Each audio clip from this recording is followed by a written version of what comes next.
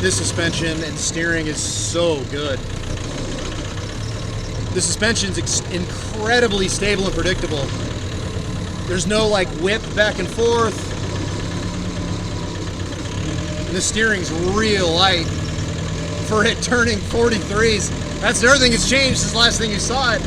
We threw on these Mickey Thompson 43s.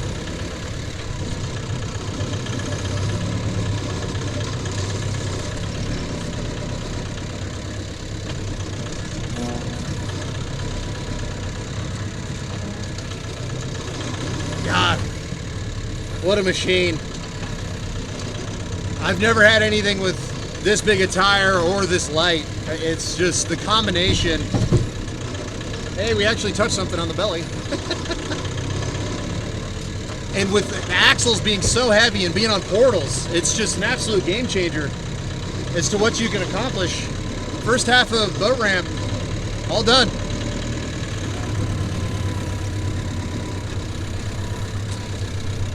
This is what boat ramp used to be. It was just from here up. And it's not just that it's big rocks and stuff, it's the fact that you're going up the whole time. So it can get real tricky, especially when it's wet. I've done it multiple times when it was wet in my TJ. This is pretty dry, maybe a little moist at best.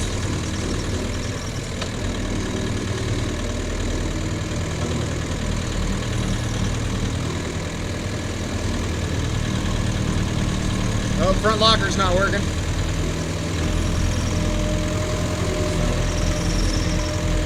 Issues with these lockers is plaguing me.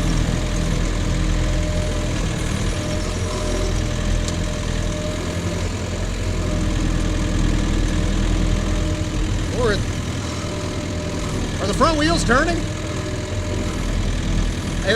Or is it? Okay, it's probably locker then.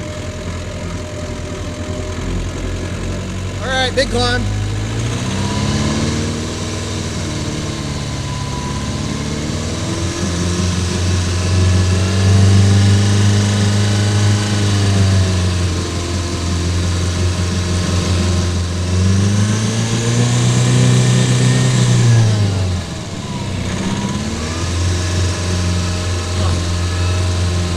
The suspension is so good. It doesn't, when it goes up stuff like that, there's no squat, there's no lift.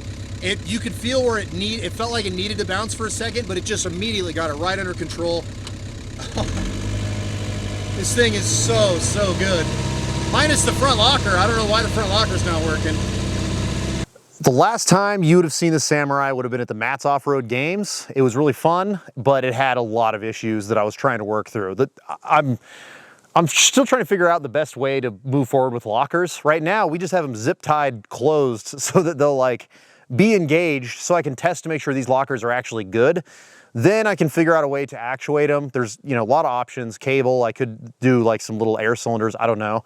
But we're up here testing that. This is on its 4th transmission since I built it, and that's not good considering this is like the 3rd trip. The NV3550. I liked it when it was in my TJ, and I just slowly burned through 2nd and reverse. I exchanged them for 2 other rebuilt NV3550s, like in a row, and neither one of those had 2nd or reverse either. And they're rebuilt, they were on a dyno and everything. Just on transmission dynos, they're not very good at testing that kind of thing. So now it has an AX15, and it shifts phenomenally. It's like, I should have definitely just built it with an AX15. I just didn't know that with the NV3550, you can't get a good one anymore, it seems like. So the issue with that is it's like maybe an inch or so longer, and that made it to where our exhaust had a gap that I had to fill, and like I had to like heat up all the hangers and scoot it all forward. There's lots of little things like that that I had to troubleshoot, and now the cover that I made for the trans tunnel does not fit. I had it real nice and snug, and it was perfect for the old transmission, but now it's too snug and it hits. So I'm gonna have to rebuild that. But it's not the end of the world, and I would rather have a gaping hole like I do right now than a transmission that can't hold 2nd or usable reverse. It's very frustrating. I upgraded the notorious weak link on the Unimog axles and put like a steel box on them, some stuff that I bought off a guy on Marketplace, and then we put these 43-inch stickies on here. So far, I mean, you just saw, it's like basically our first little trip with these outside of the Matt's Off-Road Games, and they hook to everything. I mean, they're incredible. And because the vehicle's so light, the rear tires, I believe, are at 1. I'm gonna check when I get home, but this is what I set them at when we were in Utah. The rear was at 1 and the fronts were at 3. And as you can see, it still barely squishes down just because the Samurai in nature is just such a lightweight vehicle. Yesterday, I finished building a tailgate. Oh, I got a bunch of camping stuff in here because I want to simulate weight because next week I'm either going to go to Rubicon or Fordyce, whichever one's not on fire, and just go play around with this thing. I need to get out of the shop bad. But the tailgate's just 3/16 aluminum. I took it up to a place where my brother works, and they were nice enough to let me use a really tall brake. I will figure that out in a minute, so that I could put a bend in this, and everything else is just like junk off Amazon. And now I have a tailgate. I also put these little like things to encapsulate the springs so that the springs don't eat any of the stuff that I have going with me. And then I put a little piece of aluminum behind the back seats to make it to where whatever I have in the cargo area doesn't like slide forward and spill between the 2 front seats. The Holley gauges that I had before, they didn't work. They didn't work with this ECU. So I have a Edge that I had in my TDI TJ build, and I wasn't using that anymore. So boom, I put the Edge screen in here. We'll see if it'll boot up for us. Oh, come on, you're gonna be like that? Well, it monitors everything. Now I can finally, I have temperature, I have, you know, RPM, we've got EGTs, we've got intake air temp, everything that I would need to know, just all the basics right there. It's nice and compact. I've got this guy that I set up. All these are 1/4-20, all this hardware. And what I did here is there's just like a little mount that's a 1/4-20, like 1-inch ball ram mount. And now I can put stuff here like a phone or a tablet if I needed to. And then I just have this tiny little cable that makes sure it's nice and out of the way. Everything's clean. I think you guys saw before. We have heated seats. All the basics. Things are coming together. I've just got some of these other issues that I need to work out. Also, after using it, I realized that the shift linkage was like right in the way of my leg. So now I had to manipulate it in a way that's kind of weird to shift, but I can drive and I don't touch them at all anymore. And there's no interference between this short shifter and the AX15 and these at all. So all that's working great. Do you remember when I had the runaway winch scenario at King of the Hammers?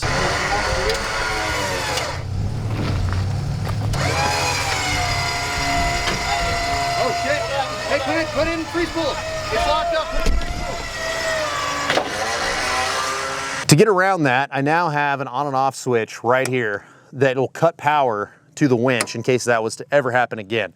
That was an aftermarket winch solenoid that I don't think was like a high enough amp rating, and so it failed. And then it made this just continue to reel. It was pretty scary, you know. Runaway winch is not good. So now I have a way to kill it right next to it if that was to ever happen, but we also just put the worn winch solenoid back on here, so likelihood of that happening again is very, very low. But good peace of mind. And honestly, it ended up being pretty clean, honestly, is the way that it all sits in here, and everything's still nice, tidy, light, exactly the way I like it. One thing that I've gotten asked about a ton, and even people that just like stop me and check it out at a gas station or something like that, is the battery on the front axle. This was controversial when I did it. I'm still really glad that I did it. There is, you know, cab space in here is extremely valuable, and I was able to put all that weight nice and low all the way to the front. And I mean, the way this climbs, it's like as soon as your front axle gets on top of something, you're up it. It's so much easier for this heavy front axle. And I mean, the transfer case stops right here. So that's like where the bulk of our weight is all right there in the front. And you know, if we were trying to go fast or anything like that, that's terrible. But when you're trying to go slow and get up big rocks, which is what I built this for specifically, having all the weight up here is extremely valuable, and especially having it so low. Before we go hit Alder, I do have an issue with this transfer case, and I would love some help.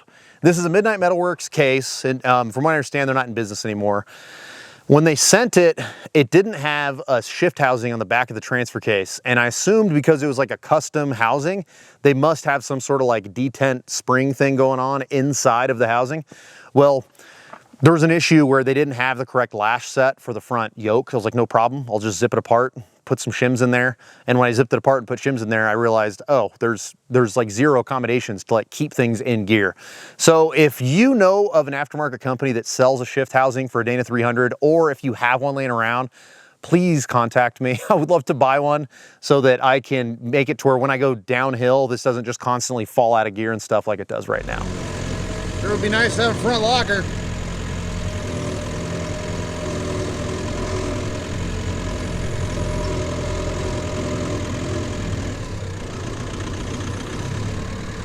Alder's changed a lot over the years too, but this little section's just fun. I've done it in multiple vehicles. Right now it's pretty dry, so it's so much more doable. So we'll have to come back and try it again in the Samurai when it's wet, because that's when it gets a lot more serious for sure. Still doable though.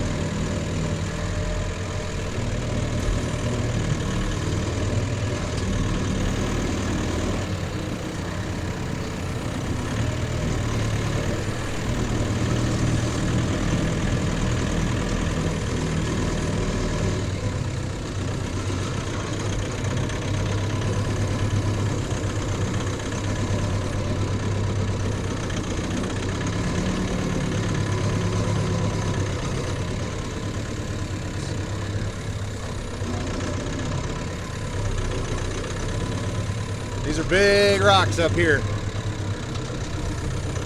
Roughly a 43-inch tire size rock.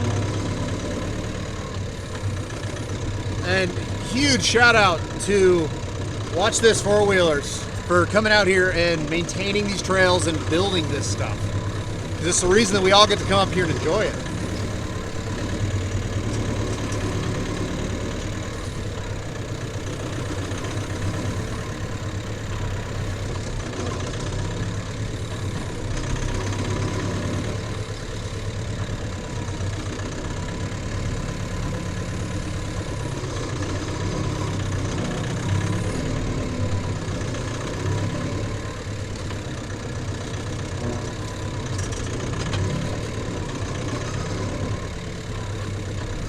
Here's the big rocks.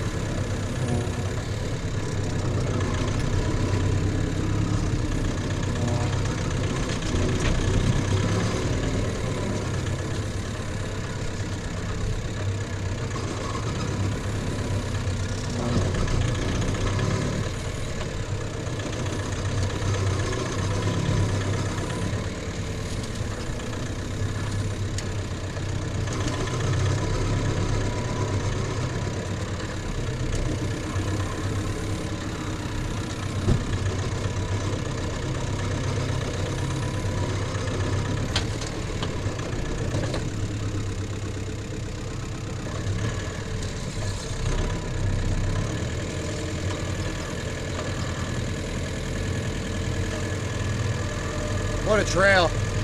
That is a fun rock section. I know a ton of you want to know the specs on this thing, like what's the wheelbase, what's the belly height, all that. So let's go back to the shop real quick. We'll break out a tape measure and we'll finally get some concrete details on all the measurements of this thing. 23 inches belly clearance, 17 inches to the bottom of the dip, 20 and a half to the bottom of the tube. Wheelbase, 108.5. I really wanted to make this video feel raw, and I wanted you to feel like you were wheeling with me. And I wanted to give you some basic stats for those of you that watch the whole build series on this Samurai. So, videos like this are made possible by sponsors. Thank you, Onx Offroad, for sponsoring this video. For those of you that want to save some money on method wheels, on Barnes four-wheel drive, parts, pieces, and components, you save money on worn winches. By just paying for the Elite membership, you get access to a ton of brands. And I mean, like, the method discount, I think, is like 25%. That'll absolutely pay for the cost of the membership, and then you're left over with this really good software to make it to where when you go to places like Elby for the first time, or even the 10th time, you don't get lost and you know where all this cool stuff is. Thank you so much for watching the video. We'll see you on the next one.